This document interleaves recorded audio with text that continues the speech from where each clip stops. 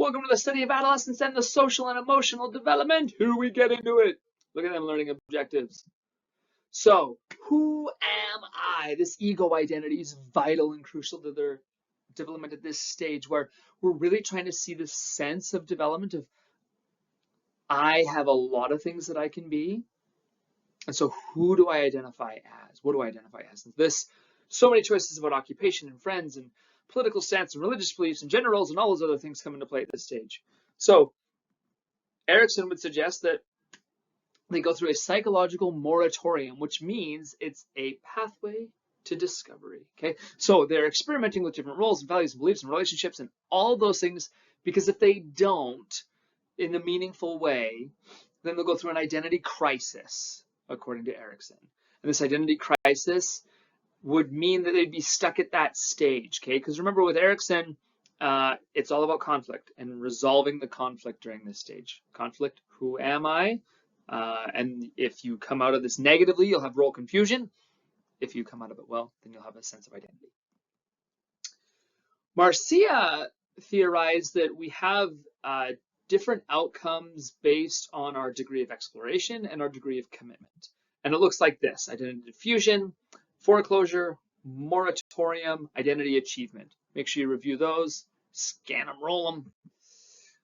Now, when it comes to ethnicity and development, it's going to be a lot more difficult for people who are of a minority or of a different ethnicity to flow through this stage, okay? At least according to some theorists. And so what do they have to do? Well, they might have to do something called a code switch. And a code switch refers to not only alternating between different languages, but also learning and following rules and norms at a particular place at a particular time. So you might have rules at home that differ from rules at school, that differ from rules in a workplace. And so now, and cultures are different and all those. So now you have to navigate all those different roles. And so that can be really challenging and stressful. And so these individuals, adolescents who are disabled or BIPOC or gender nonconforming, face various forms of oppression, and it can take its toll physically and psychologically. So they have a tendency to develop or be at greater risk for developing health issues, all right? Have higher rates of loneliness, anxiety, depression, sleeplessness, and self-esteem.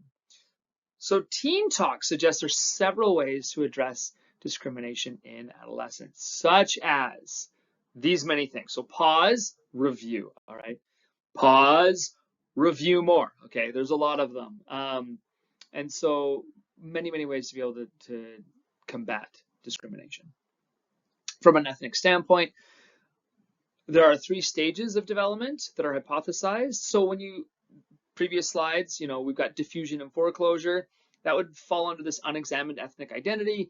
And then we've got moratorium, which is this ethnic identity search. Okay, so make sure that you're kind of tying those similarities together of what's going on in each one of these types of stages. And then achieved ethnic identity involves this self-acceptance. Okay, when it comes to self-concept, we've talked about self-concept a lot, but real quickly, it's this evaluation of self in terms of self-perception of ability. Okay, whether you're adequate or inadequate in many domains.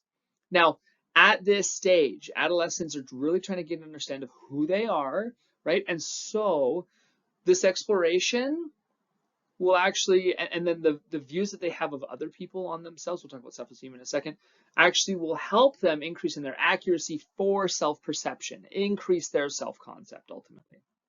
When it comes to self-esteem, we know that it tanks to 12 or 13. Holy, that's fun to start puberty in that way.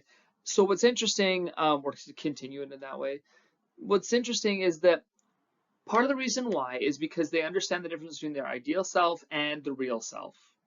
Okay, not only in terms of physical appearance, yes, but also in terms of other areas. So boys are going to have certain fantasies. Perhaps it might be physiques of warriors. Okay, and then we've got these idealized images and ways that we're supposed to be, and so that affects your self-esteem. And so what does that look like? Well, if that ideal self is not reflecting reality, that'll be more difficult. If it is reflecting reality, then you have better skills, okay, in that self-esteem and that self-concept area. If you have low self-esteem, increased likelihood for depression and suicide. However, if you have emotional support from parents and peers, then you're more likely to feel more positive about yourself, which, when we talk about relationships with peers and parents. Parents we'll start with here is that we are going to talk about secure attachment. We've talked about this in the past. Secure attachment leads to lower risky behaviors. It leads to better communication. It leads to, at this stage, spending actually less time with your parents, but still understanding that they love you and care for you and really want to have that relationship with you. Okay. Now, when you look to parenting styles, those authoritative homes are going to have the best outcomes for individuals because they are warm, right? Full of warmth. They are full of expectations, okay? And they're communicating those in a meaningful and positive way. And so that's really, really important for these adolescents. When it comes to relationship with peers, they're going to go through many different types of peers, have peer groups change regularly, and they're going to develop friendships that are going to be based on mutual understanding, loyalty, trustworthiness, people who stick up for you. When it comes to groups, you'll have a smaller group called a clique, 5 to 10 people. You have a larger group called a crowd, okay? That might be the emo group, or the druggie group, or the jocks, or the whatever, okay? Whatever it might be. When it comes to friendships that are online, teens with secure attachment styles are going to be more guarded against the people that are online, all right? So they're going to not share as much. They're going to disclose far less than those who aren't securely attached. Those who are insecurely attached are often going to report that their friendships online are better than their friendships in real time. So when it comes to dating and romantic relationships, we see that people at this stage like to have fun. They're trying to engage. Maybe there's a little prestige that can help enhance their game. And so when it comes to adolescence, they can relate to people. So when it comes to courtship styles, generally casual, short-lived, hooking up, casual sexual engagement. But because North America hypersexualizes women, most women experience physical or sexual violence, okay? When it comes to sexuality, adolescents experience a strong sex drive due to hormones and have been bombarded by the media. Great. So this is the disadvantages and advantages here. Development of sexual identity involves multiple steps, but an advantage of this is living an open life. A disadvantage is not all are willing to accept, right? So you get some negative reactions from it. When it comes to sexual activity, the most common sexual outlet at this stage is masturbation. Okay, it feels good, it's curious, stress relieving, as long as it's done in a safe and privately or with a consenting partner. Okay. When it comes to sexual behavior, teens who date earlier are more likely to engage in sexual activity during high school. Okay, so the young teens who experience sex earlier are more likely to not use contraceptives, and they're more likely to become pregnant. Sexual touching is used to express affection, such as and satisfy curiosity. Now, it's to also avoid pregnancy and maintain virginity, right? Depending on how you define virginity, all right? So that's an interesting thing too. When it comes to pornography, pornography is readily accessible on the internet, and lots of recent research suggests that adolescents struggle with compulsive behaviors linked to internet pornography, including early sexual activity, more sexual partners or casual sex, drug and alcohol consumption, one addiction leading to another addiction, skews sexual views, expectations, and experiences, and sadly, the average age is 11 for exposure to pornography. This is a huge public health crisis, huge public health problem, okay? Pornography is addictive. It is one of the things that can damage you for a lifetime. And so it's very, very important, if this is something that you struggle with, that you go and get help immediately, okay? Very, very important. When it comes to influences, adolescents who communicate well with their parents also delay sexual activity. When it comes to peer influences, if your parents aren't having sex, then you're not having sex because people are just, well, not necessarily, but you're not talking about it. It's not like, hey, did you know? Hey, did you do? Hey, did you? It's just, well, you're doing other things. When it comes to teenage pregnancy, there's incident rates, there's consent rates. And one thing that's interesting is that most women have made education and careers a priority, and so they're trying to take measures to avoid getting pregnant. But big takeaway is that it's lack of advice from home or school about how to deal with sexual advances from boys or from the other from the other side. When it comes to consequences of teenage pregnancy, is that females are less likely to graduate from high school. They are less likely to earn a high salary. Okay, so they're going to earn less as a result, and then they're going to have a greater need for public assistance. Okay, those things are very important. As a result of all this sexual activity, what about STIs? STIs still common in Canadians, young Canadians, especially from chlamydia and then gonorrhea, then all those others, etc. 75% of Canadians will have at least one HPV in their lifetime.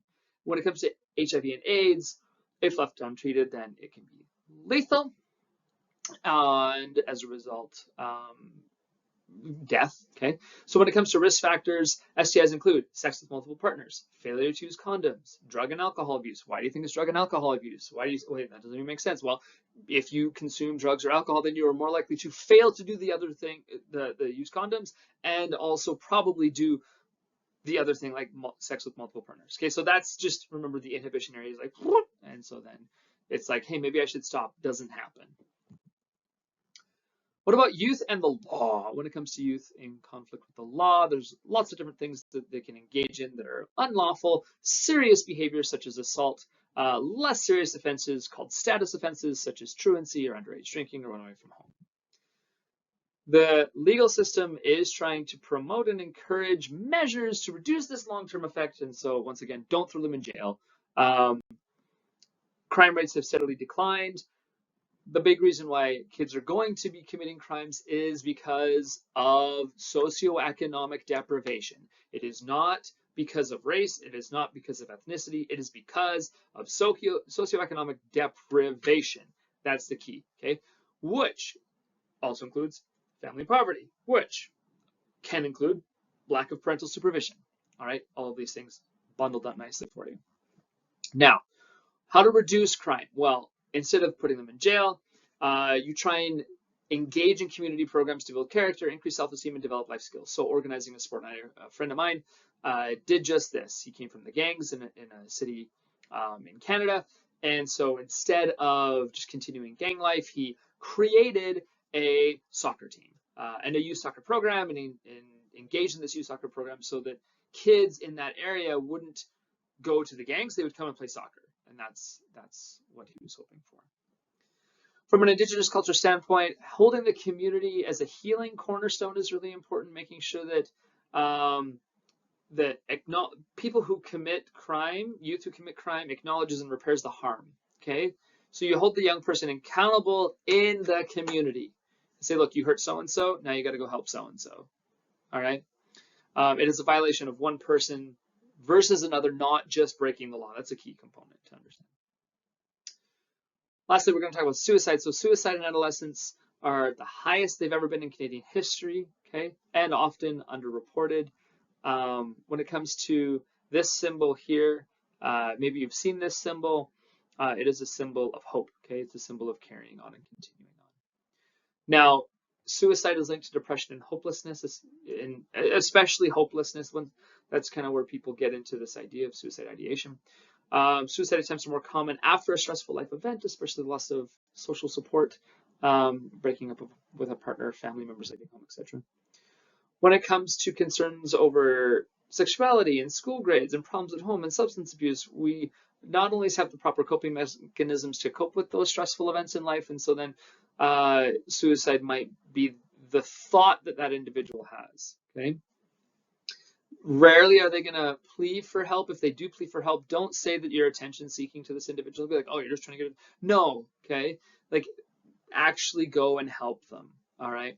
They're usually in pain, and so they don't see the point of living and really, really struggling with that. So reach out in compassion and caring, okay? This is what you need to do. Warning signs to look for, all right? Sudden changes in behavior, positive or negative, isolation or withdrawal, not caring, okay? Or apathy, changes in eating or sleeping patterns, depressive moodiness, and then suicide attempt previously or around them by a friend or family member. So really important. And that, my friends, is chapter 12 in 15 minutes.